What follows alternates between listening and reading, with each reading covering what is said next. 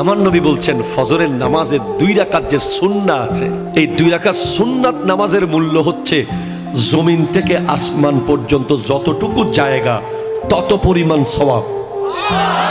আপনি fair and handsome বাদ দেন, আপনি ফেয়ার অ্যান্ড লাভলি ম্যান বাদ দেন, গার্নিয়ার ম্যান বাদ দেন, আপনি ওই হাবিব তাসকিয়ারে গিয়ে আপনার ফেসিয়াল করা বাদ দেন, আপনি ফজরের নামাজে গিয়ে ওযুটা করেন না,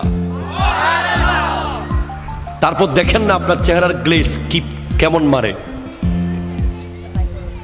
আপনি হাজার হাজার টাকা ফেসিয়াল করেন, আপনি হাজার হাজার টাকা বিউটিশিয়ানকে দিয়ে দিচ্ছেন, দিয়েন না, এগুলো আপনি ফিলিস্তিনের ভাই বোনের জন্য রেখে যান, ঠিক কিনা কথা বলেন?